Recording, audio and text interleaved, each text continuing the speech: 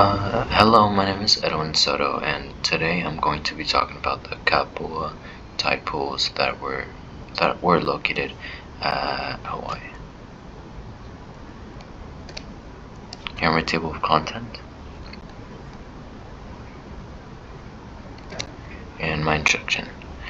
The Kapoho tide pools were located on the southeast coast of Hawaii Island in the Poon district of the Big Island near Kapoho Bay, which is situated south of Cap Komuka. The Kapoho tide pools were approximately 1 mile long along the shoreline, extended as much as 600 feet out into the Pacific Ocean before the 2018 eruption. And the Kapoho tide pools, also known as Waupai, were a natural wonder developed over centuries through lava, seawater interaction, reef growth, and coastal erosion.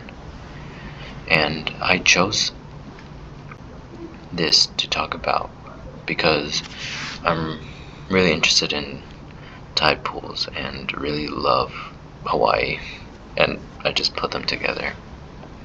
And yeah. And here are geographic settings. Here, the nearest major landmarks being Kumaki Lighthouse and Isak Hale Poliki. The landforms present being volcanic coastline, anch-line pools, coral reefs, lava channels, and AA flow fields.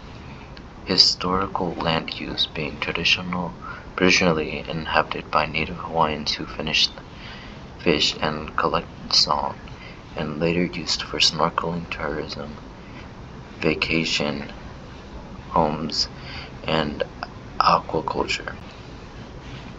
And the cultural history being the region originally belonged to Hawaii communities who practiced shoreline gathering, and land later privatized. Some access became restricted. And conservation status being not part of the state park but considered an important marine life conservation area. Adjacent Waupai tide pools were designated a marine life conservation district. Here are the tectonic settings being Hawaii sits on the Pacific plate moving northwest over the Hawaiian hotspot. Plate boundary tide being not located on a plate boundary, which is interplate hotspot volcanism, and ERZ contains normal faults, extensional fractures, and dike instructions.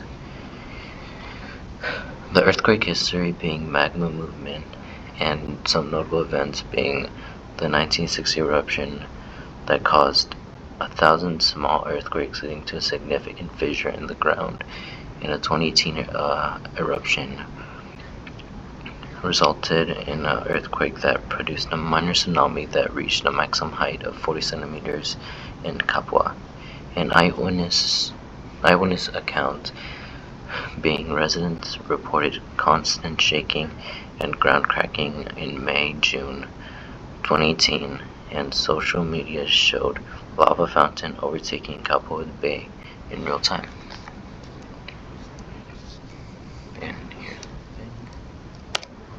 And here we have geologic origin. Long-term history influenced by repeated Kilauea eruptions over thousands of years. And here are main rock types being theolitic basalt, marine carbonates, and landform attributed to processes being lava channels formed during past flank eruptions, tide pools formed through collapsed pits, lava seawater explosions, and reef growth, and offshore reefs built over centuries of coral accretion. An area of climate influences being climate settings: warm, humid, tropical conditions, rainy season through November through March, and warm season May through September. And climate cycle impacting the area being Holocene sea level rise created shallow coastal fringe habitats and ENSO variability affects storm frequencies. And surface processes, being storm waves, modified pool rims, coral growth fluctuates with temperature and width and water clarity. Occasional hurricanes reshape the coastline, and frequency of modifications being minor seasonal changes annually, and major storm-driven changes every few decades. And then here we have geologic hazards with earthquakes, lava flows, and tsunami.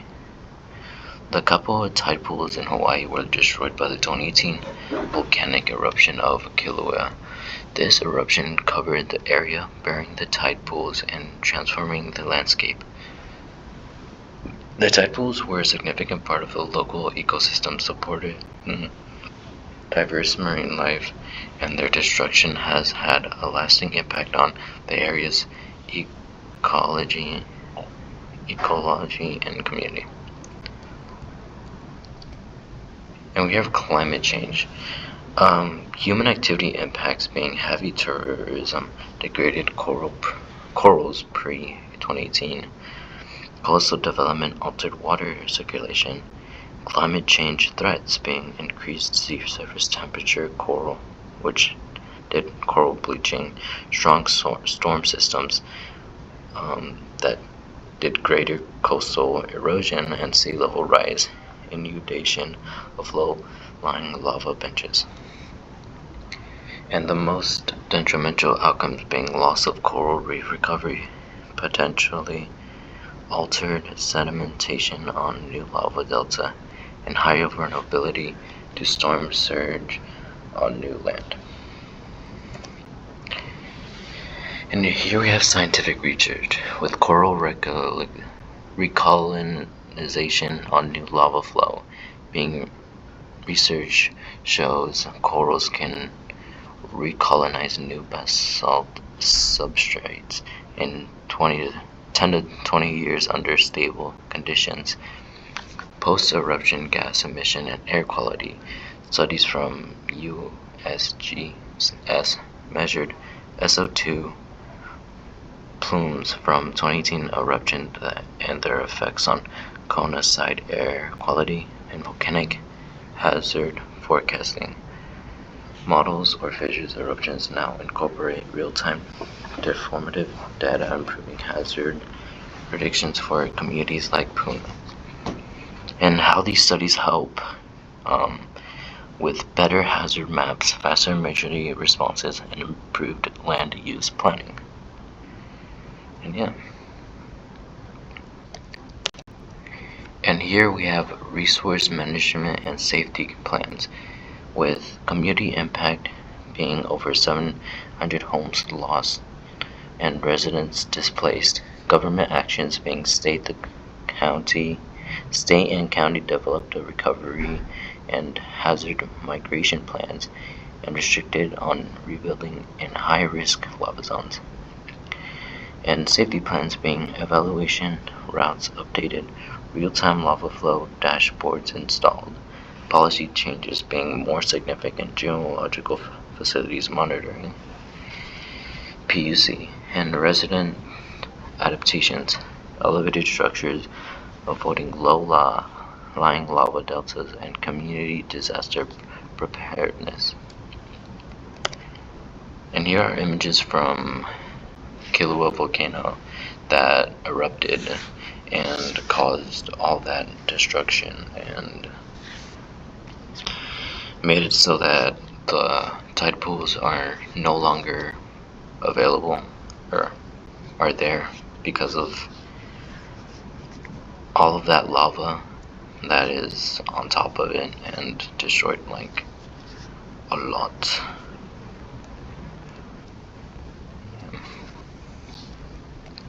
And in conclusion, the Kapoho tide pools were vibrant volcanic marine ecosystem formed by centuries of lava flow and reef growth. Located on Kilauea's East Rift Zone, they were also vulnerable to volcanic hazards. Climate, geology, and human activity all shaped the landscape. The 2018 eruption demonstrates the dynamic nature of Hawaii's geology and ongoing research improves our understanding of volcanic hazards and coastal resilience. Here are my references, and thank you for listening.